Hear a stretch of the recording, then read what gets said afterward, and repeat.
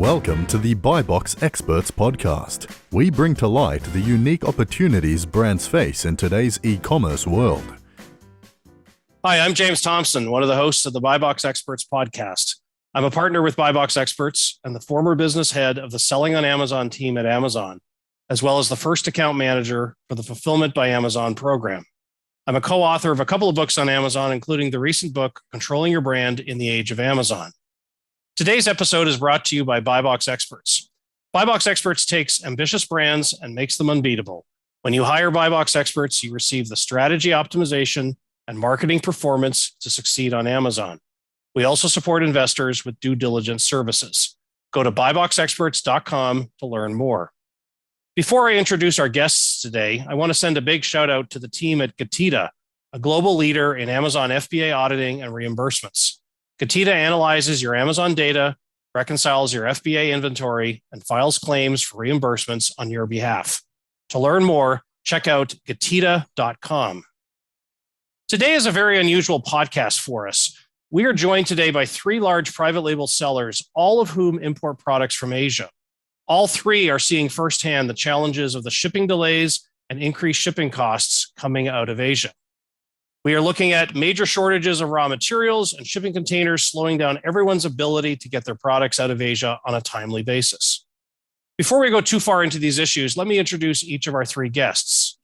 Sanjay Chandaram is the CEO and co-founder of Caliber Global, a premier brand collective and top 100 private label toy seller on Amazon.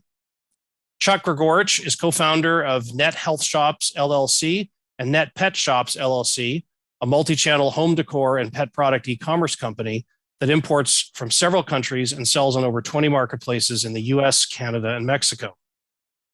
Rick Fung is CEO of MotoShield Pro, a revolutionary nano coating protection for your entire car inside and out. MotoShield Pro is a client of Buy Box Experts. Gentlemen, welcome and thank you for joining us today on the Buy Box Experts podcast. I want to start with talking about what's happened since the start of COVID back in Q1 2020. We've seen significant increases in shipping costs, bringing products from Asia to the US and Europe.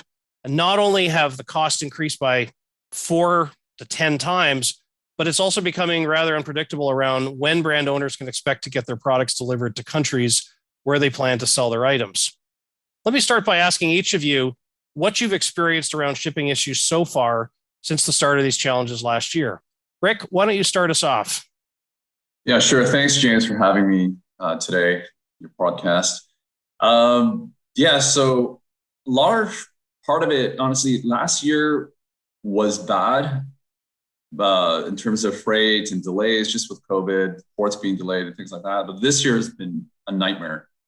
I would say, typical container costs were $3,000. Now we're getting quoted upwards a little over $20,000 for a 40-foot container. And we see some of the port delays kind of being a little, maybe a week less, 2 weeks less. Okay. But with COVID now, with Delta just reemerging, we still see more costs going up because a lot of these Southeast Asian countries are being affected. You hear on the news right now lately, China's just being hit again with COVID. So now some of the ports are being affected as well. And that's adding to more delays. But it's not just COVID affecting the freight cost, but raw material costs went up a lot. Right. And for everything, every sector, metals, plastics, everything's just gone up. Production costs, everything's gone up. So it's been a little, last year was hard to navigate. This year is just nuts. I think my last container was 6,000 in April. Yeah, now it's 22. So this is a major change, and there's no way to forecast this. Right. This year, it's like a free-for-all bidding war. Even some of your freight forwarders, I don't know if they do this practice where they just take your price and send it to someone else, and it just becomes this continuous bid over each other. Like someone else is paying 500 more. You want to up it another 1,000 just to get container spots, but it's been crazy. Yeah, Amazon used to have a program where they had shipping rates where you can use their service, and they canceled all that because they're booking their own containers for their own products. and stuff like that, which is understood. Can I ask Sanjay, would you give me your take on, what's happening with your business and what are you seeing so far over the last 6 months or so? Sure, James. So last year, we saw an increase from an average of about 1,800 a container. And by the end of the year, it was around 5,500. Average rate that we paid was around 4,000 through the year. So we expected that things are going to continue, prices are going to continue rising, and there are likely to be delays. So we moved up our ordering to April for the fourth quarter, which is when we do a lot of our sales. We've already shipped, I would say, about 60% of our orders for Q4, and there's still quite a lot that's still in production and getting shipped. But now, just as Rick mentioned, there are production delays out of Asia, and that's causing us to end up paying higher shipping rates. So rates went up quite a bit in the last 4 to 6 weeks. So we were in the 8,000 to 10,000 range for a while, and that was comfortable. We had forecasted out and assumed that it'll top out at about 16,000. We are way past that. So we have 3 different scenarios right now, and going up all the way up to 30,000 a container, and up from 1,500 last year. Yep. Wow. And we are getting quoted 23,000 was the last ones I saw, but they're different rates from different forwarders. For products which have batteries, which a lot of our products do, the rates are higher because fewer carriers are willing to accept those. So we have started increasing prices gradually. Really, it's driven by the market. We can't just say, okay, this product went up 50% in landed costs, so we can pass that on completely. It's not going to happen one shot. It's a phased price increase. And I expect as prices normally increase in the fourth quarter, we'll have to put off some of those increases till then. Otherwise, the market just isn't going to absorb those. So that's really the challenge. And then we have also dropped certain products which were larger. The good thing is we don't have too many oversized products, but for the products which are the largest weight and volume wise in our portfolio, the landed cost has doubled almost. And so we've just scaled back on the quantities for those, and the inventory that we have, we're just keeping it for fourth quarter when we know we'll get a higher price. And yeah, it doesn't make sense to sell stuff at a loss or near break even. Chuck, what are you seeing with your business over the last 6 months? Yeah, we entered this year feeling okay. We had ordered stuff early last year for our spring and summer selling season, and we got ahead of the ball game and had a good inventory in February and March, and then mainly the stuff was shipping in October, November, December. Then in January, everything kind of went the wrong way on us. Yeah. Our factories couldn't get it produced, or if they could get it produced, we couldn't get it on a container. And what was happening to our factories was we might have 3 containers that are completely finished, ready to ship, sitting on their warehouse floor, but they have other customers that might have had 10 or 15 containers. So some of them would have 20 containers sitting in their warehouse, or 20 containers of stuff in their warehouse waiting to ship with no containers. And so some of them actually had to shut production down because they couldn't produce anymore. There was no place to print it. Wow. And so we had production delays. We had raw material cost increases, labor. And so that container cost just made it even worse. And when we used to pay, we have 3 or 4 warehouses around the United States, and we average about $4,000 a container in the past. And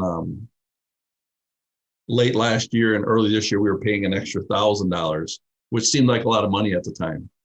But now, we're booking them at about 15,000 on average, and that means we're booking some of them at 25,000, and some of them we're still getting the book at 10 or 11 or 12,000, but it's about 15,000 average. And And what I'm hearing in August here, it's going to go up another $3,000 to $5,000.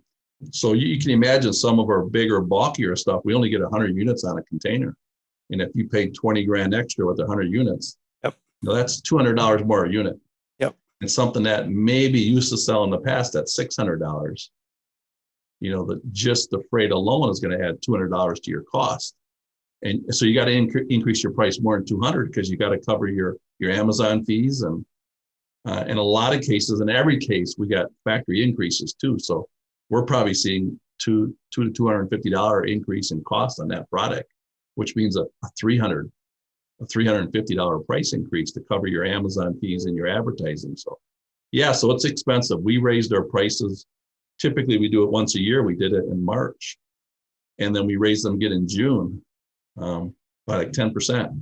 And I think it had an impact on our sales. And I think it's just a matter of time that the market catches up to us too. I'm sure some of my competitors had product that they probably imported at 4,000 or 5,000 or 6,000. Now they're refilling their inventory at 10 or 15 or 20,000. So I'm hoping that it's just a delay, that everybody will catch up to us. And it's affecting our purchasing plans. We're not purchasing as much going forward. We're more conservative how much we're purchasing, because we do about 1,500 to 2,000 containers a year, and the thing I always tell my guys is we sit on about 400 containers of inventory, and if you have 400 containers you're paying 4,000 for versus 400 containers you're paying 24,000 for, that's 20,000 more a container times 400. That's $8 million of extra inventory I'm sitting on. That's really just air. It's not one extra unit of product. And so it's going to cause a working capital issue. Your line of credit, you'd like to use it to order more inventory, not just pay more in freight. So I think cost increases, price increases, and I think the customer will end up with less selections over time, just because we're not going to bring in as much stuff, and then we're not going to be launching as much new products next year, just to be more conservative. Let's come back to Amazon here in a moment. I want to first talk about the process of booking shipping. Rick, I'd love your thoughts on just how disorganized things have become for everyone looking for less expensive shipping capacity. Are there consolidators or shipping consultants that are helping you in some way to find those nooks and crannies where you can find cheaper shipping? Yeah, for me, I've been bidding it out to a few freight forwarders. A lot of them want new business clients, so they won't gouge you as bad. But we've had one that we used before, and the price difference was a few $1,000s. Like it really is bad. I don't know if Chuck and Sanjays having the same experience with what I'm having, but it really is a free for all. They're just taking your container and they won't load it, and the open spot on the boat's like a bidding. It's literally like an auction. You want that spot, you just keep paying for it, and it comes down to how bad you want it, because someone's going to pay for it.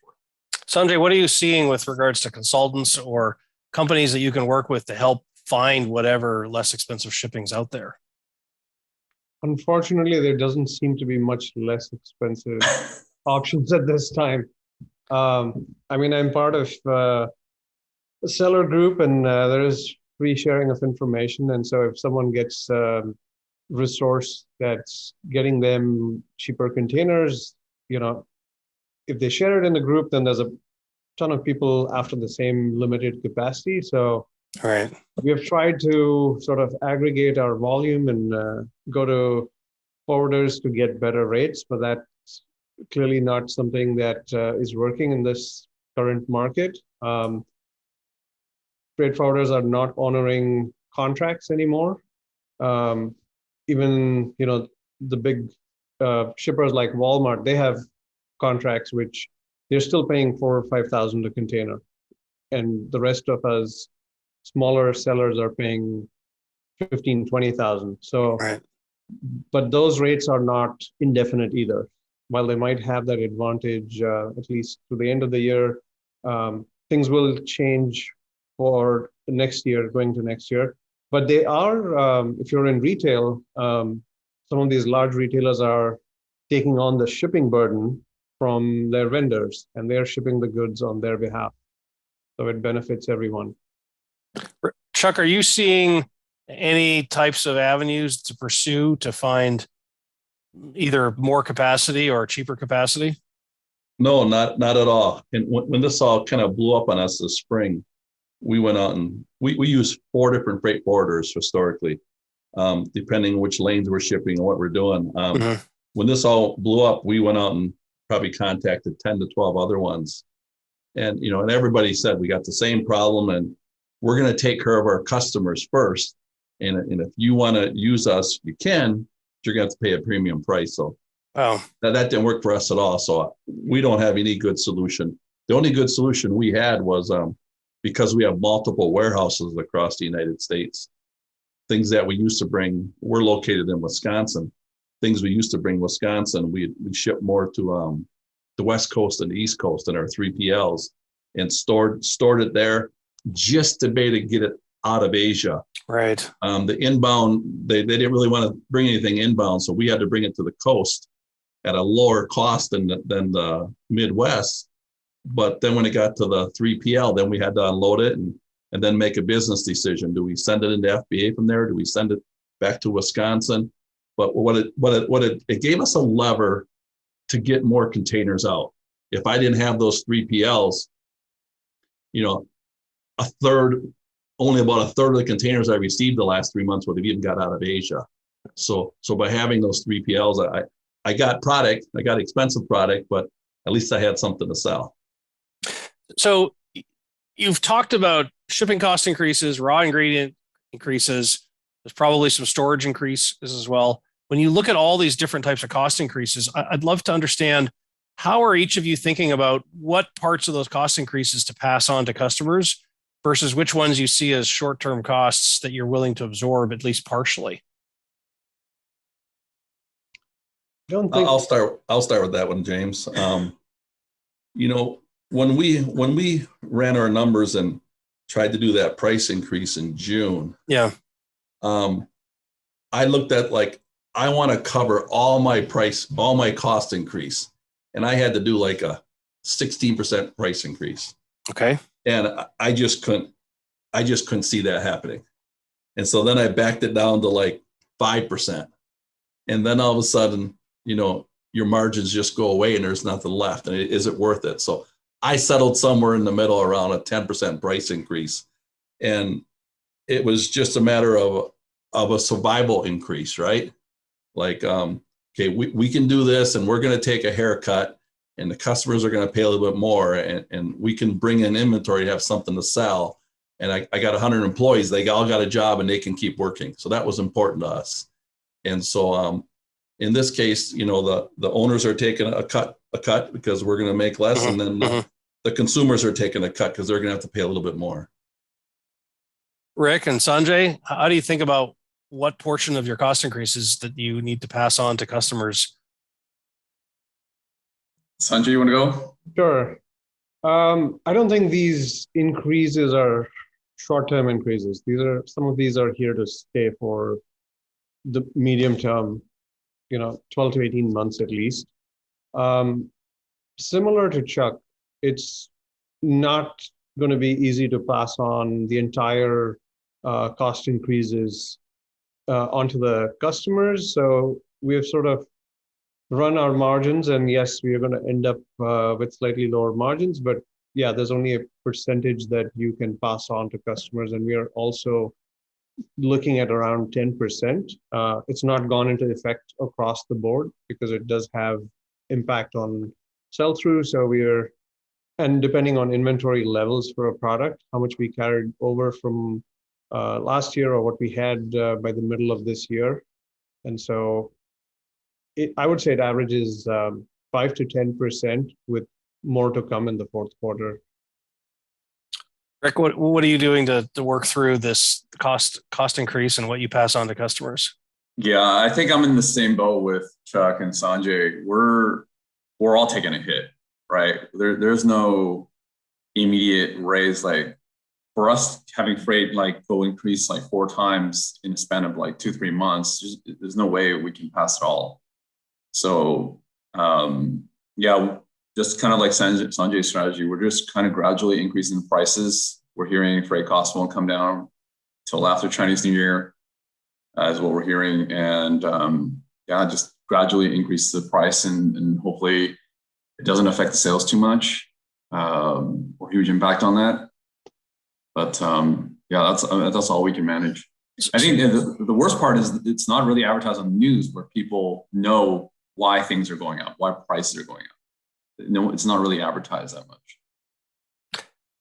Talk to me about costs within your organization, that other types of costs that you're having to evaluate to figure out, do you stop making certain types of investments or stop spending money in certain ways to help drive down your average costs? Are there decisions that you've had to make on those fronts as you see these sharp increases in shipping costs? Yeah. So for me, definitely we've had to, Amazon also cut back on inventory. I don't know if that's been experienced by the rest of us, but that's been a big impact, right? Because not only can we not put as much into FBA, which they have a great program on shipping and everything that helps with bringing the cost down, but now we're doing FBM, which then our cost goes up because we don't have that same freight advantage that Amazon has. They have way better shipping rates. So we're kind of, Amazon put out a new program where they do MCF. They basically fulfill orders from your website for you if it's in FBA. So we constantly have to fill FBA. We see the costs, additional shipping costs, just getting product in because the frequency's increased a lot higher. Right. So that's been something that's we've had to readjust. But we're also now kind of changing more not to rely so much on Amazon sales and just putting more effort onto our own e-commerce channels and other portals, other resellers and international distributors and things like that, just to have different avenues of pushing and changing our market landscape that way. Sanjay and Chuck, are there other aspects of your business and things that you normally spend money on that you've had to reconsider in light of some of these other shipping costs? So one of the things that we did last year was we put together a team, hired a couple agencies, and we made a pretty serious effort at growing our Shopify sales. And while the top line went up, we weren't making money on that channel. So we realized that CPAs are high and a lot of the sales anyway would happen in the fourth quarter. So we scaled back that effort recently and we are going to ramp up only in the fourth quarter. That's one of the things we have done. There are some other channels that we have got on to which have better margins than Amazon. And that's working well for us. So it's not making up, the volume doesn't compare yet, but they're growing channels with better margins. That certainly helps. There's very little else that we can cut in terms of fat or expenses. Chuck, on your front, are there things you're having to do operationally differently, cutting back in other ways? Yeah, when the supply chain got all messed up with these containers coming in late and stuff like that, we started cutting back on our advertising. So our total advertising spend on Amazon dropped, 2 or 3 percentage points of sales, just because we knew we were going to be running out of stock because we couldn't get the containers out. And so we took we budgeted that in there, and that saved us a few dollars. But we're also, the labor market's tough out there right now. So we did a lot of employment increases here, additional labor increases here. So that was kind of offset by that. And there isn't a lot of leverage you can pull. We do sell a lot outside of Amazon that certainly, as you guys probably all know, that generally selling outside of Amazon is more profitable than selling on Amazon because you don't have to spend as much on advertising. So we didn't necessarily promote that more than, but we certainly like that option as, because we have the warehousing all set up. And when they print all these restrictions on the inventory you could have at FBA, in a way, it probably helps us a little bit because we have our own warehousing all set up in our network. But no, there wasn't a lot of levers to pull there. So Sanjay, you mentioned some numbers earlier, and I'd love to get your thoughts around what you're hearing on how much longer these shipping delays are expected to continue. And even if the time for shipping, even if that gets adjusted, what's going to happen to the costs for shipping? How long before the costs start to drop? What are each of you hearing, and what do you believe is likely somewhere around the truth? So I've come across from multiple different sources recently that the consensus among industry experts is 12 to 18 months. Some shippers are expecting some kind of a breather after Chinese New Year when the shipping system gets a bit of a break, but Yep. that didn't happen this year because of just factories in China not closing for as long as they normally do for Chinese New Year, and then just the demand for goods being as high as it is. So we are expecting this to be in that 12 to 18 month range. And Rick and Chuck, what are you hearing in terms of how much longer this will last, and what's going to happen to costs, or how long before costs start to drop as well? I'm hoping it ends in. Sorry. Hoping is a totally different part of a different question. Well, it's hard to navigate because there's like this whole COVID has been this variable that just never ends.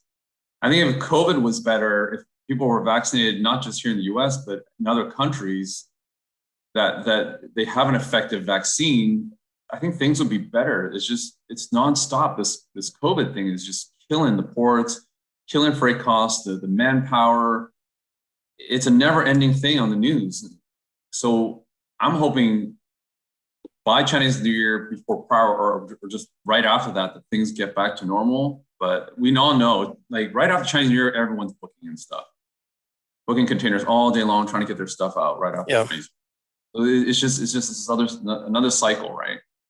But yeah, I'm just really hoping. I mean, we try to steer left, we try to steer right, and we're going head on, and we keep hitting barriers. But you just keep hoping and hope for the best. Chuck, what's your take on this? I like Rick's response. I like to hope that too. We've been consistently hearing for 3 to 4 months that after Chinese New Year it could get better. But just in the last week, we've had 2 of our freight forwarders tell us, don't count on it. And to me, I look at our business, and what we've had to do is, we sell some seasonal products that fit around Halloween and Christmas and all. And we're trying like a bandit to get those containers out of Asia, and we're struggling getting them out. And we're afraid that stuff's just going to miss the holiday season this year. In addition, with all these delays that we've had this year, we had to push almost 400 containers that we ordered last August, and we made deposits on. We had to push them to ship December, January this next year. So we went, almost 18 months with deposits on those. And I'm afraid that there's going to be a bunch of other people that are in the same situation that can't get their stuff out in the third quarter, so it's so expensive. They're going to push it into the fourth or the first quarter. And there's a bunch of people hearing that it's going to be better after Chinese New Year, so they're going to delay their orders and their ship dates until February or March, and it's just going to be a mess. So I'm probably leaning more towards Sanjay right now that maybe next summer before we see a relief. What has this whole situation taught each of you around building brands or sourcing brands overseas? If you could change anything with what you know now, how realistic is it that you would do things differently? I know it's a hard question because nobody knew quite what COVID was going to do to the world, but I'm curious how you think about manufacturing overseas at this point. I can go first. I think it's for us on our products, it's hard to change. Just raw materials, just for our products is typically in Asia, a lot of PET. Very difficult to do it here for us. We even if we wanted to transition here with the machines, the raw material still comes from Asia. We would hit the same problem. Mm-hmm. It's no different. Sanjay and Chuck, how do you think about overseas manufacturing at this point? I'd love to have diversification of manufacturing sources. Unfortunately, for our product type, Asia is the only source. I mean, I've been to several factories and it's not like an automated process. There's a fair amount of labor involved, and I don't see that manufacturing ever coming back to the US for our product types. So if I were to do this differently, I would look at products that are US manufactured and obviously smaller and higher price point. So completely different business model and category. Mm. Chuck, what would you do differently? Yeah. You know, we source from 9 different countries now, and we're having issues in every country of getting it out, of the container cost. COVID's hitting every country. And certainly, if all that stuff could be made in the USA, that would be nice, but we just don't have the workforce to manufacture that kind of stuff. So I don't think we have a choice either. There may be some stuff. If there's probably anything, I probably wish I would have been more aggressive with Mexico over the last few years, and did try to get more out of Mexico, just because it probably solves maybe some of the container issues. Maybe we could just throw it on a trailer, but you know, the raw materials, I'm not sure where they all come from, but I know even if you had U.S. manufacturers, they still got raw material problems. Right. And so I don't know if that would have solved any issue, but I don't think there's a good solution for this in the next 12 to 18 months. Of you can't say, well, I'm going to move my production from China to Vietnam or to India. Right. I want to wrap up our conversation with one last question. Let's say in a year and a half from now, I'm calling each of you and I'm saying, hey, let's do an update on this podcast. And let's say in 18 months from now, not much has changed. How do you see yourself deciding what the new normal is versus, oh, can we get back to the normal we had back in 2019? How much longer can you go with this craziness before you have to seriously reconsider what you're doing? You know, I think the market's going to have to adjust, because you just can't be importing this stuff and selling at the price you used to. You'll be out of business. And I think the competition's going to be less. I can't imagine somebody out there right now thinking they're going to source these widgets and throw in that new production costs and say, well, there's no money. Why would I do that? I think the competition will be less over time. And I think, you know, the demand for these products are probably going to continue. The consumers are going to continue to spend. So I think it's just going to be a little bit different model, and different prices, different costs, and just work through it. That's what we are. We're entrepreneurs, and we're here to solve problems. So that's what we're going to do. Sanjay and Rick, your thoughts on how much longer can we continue this before we have to reconsider what we're doing? Sanjay, go ahead. So I think, as Chuck mentioned, the competition is going to reduce. There are a lot of sellers out there that have traditionally been selling at really low margins. And fortunately, I see a lot of those going away or raising prices to be more in line with the current costs. Mm-hmm. As far as shipping costs go, the freight companies are not adding significant capacity till 2023. And once that happens, the new norm will end up being like $5,000 a container, which when you look at it from what it is now sounds reasonable, but from a year and a half ago, it's still 3 times what it was. So I think that's going to have to be factored into everybody's pricing and business model. And then as far as product mix goes, there will be some adjustments made there to sort of steer towards products that are smaller and have lower shipping costs and also higher price point items.